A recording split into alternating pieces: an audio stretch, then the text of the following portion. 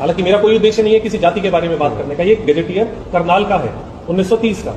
इस 1930 के गजेटियर में जो आपने एक सवाल उठाया था कि ये रावल लिखते हैं, परमार लिखते हैं, चौहान लिखते हैं, पवार लिखते हैं, तंवर लिखते हैं, whatever they are claiming, in this pretext I am requesting you to kindly have attention over this gazette in which they are stating कि ये रावल कौन है, चौहान कौन है, प्रतिहार कौन है, इसके बारे में कहा है।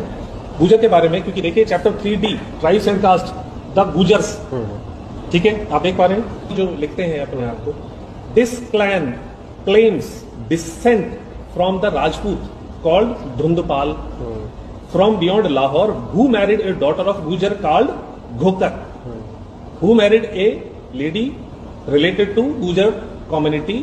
इसी तरह ये जो गजेटियर कह रहा है कि एक गुजर महिला की शादी राजपूत राजा से हुई, जिसके बाद में इन लोगों ने अपने आप को इंटरप्रिटेशन गुजर नहीं ये कहना शुरू कर दिया कि गुजर रियासत तो राजपूत की है जिससे इस लड़की ने शादी करी, तो वो राजपूत राजा थी, ये गजेटियर कह रहा है। आगे भी ये जो कह रहे हैं चौहान के बारे में और तंवर के बारे में, this clan claims descent from a Tanwar Rajput by a Gujar mother, what it mean. सीधा सा सवाल है कि अरे जिसका बाप राजपूत था, सपोज करो माँ गुजरी हो गई, तो वो क्लैन जो बाप था, मैं बच्चों की बात नहीं कर रहा, बच्चे तो जो मर्जी लिख लें, पर जो बाप था, बाप तो राजपूत ही रहेगा। अगर राजपूत बाप है, एक पति जो है वो राजपूत है और पत्नी उसकी गुजरी है, तो बच्चे उस पर चाहे गुजर लिखें या राजपूत लिखें, that doesn't mean anything. But जो बाप की जाति को वो बच्चे कैसे बदल सकते हैं? ये जो गजट है, नोटिफिकेशन जो है, गजेटियर जो है 1930 का करनाल का, वो ये कह रहा है कि भाई ये महिलाएं जो थी, इन महिलाओं से जो गुजरी जो हमारी माताएं थी, इन माताओं से जो शादी करी थी वो राजपूत डायनेस्टी के कुछ राजपूतों ने करी थी, तो इससे उनका ये क्लेम करना कि जी वो राजपूत नहीं वो गुजर थे, ये तो गुजर हो सकते हैं, ये वो कदापि निंदनीय है। तो इन इतिहास से छेड़खानी ना की जाए। और यहाँ पे वर्ड गुजर के जो बारे में जो खुद इनका एफिडेविट कह रहा है, word Gujar is derived from the principal profession by the tribe. इसका मतलब अगर मैं कंक्लूड करूं, वैसे आप सभी विद्वान हैं, पर फिर भी मेरा कहना ये ठीक होगा कि एफिडेविट के अंदर उन्होंने कहा है कि ये शब्द गुजर आया कहां से, इसकी उत्पत्ति का सोर्स क्या है। तो इसकी उत्पत्ति वो बताते गौ, गाय माता हमारी, काओ, एंड जर दैट मीन्स अर्निंग, गाय को चराने वाले जो व्यक्ति थे वो गुजर थे।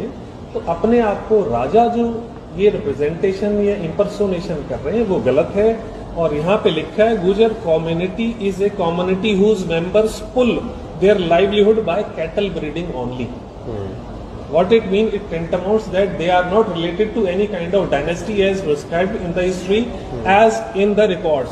चाहे हम यूपीएससी की बात करें, मेरे पास सारे रिकॉर्ड्स हैं, ये एसएससी स्टाफ सिलेक्शन कमीशन का भी रिकॉर्ड देख सकते हैं आप, इसके अंदर भी जो सवाल पूछा गया था ये सम्राट मिहिर भोज के बारे में और अनंत पाल तोमर जी के बारे में, इसमें भी प्रतिहारों को राजपूत दिखाया गया है। 738 ईस्वी में अरबों को किसने पराजित किया था? प्रतिहारों ने,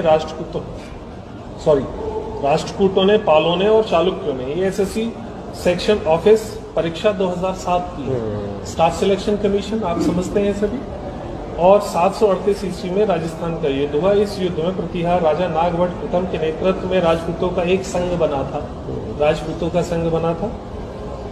राजपूतों के इस संघ ने जुनैद इब्न अब्दुल रहमान उल मारी के नेतृत्व वाली अरब सेना को हराया।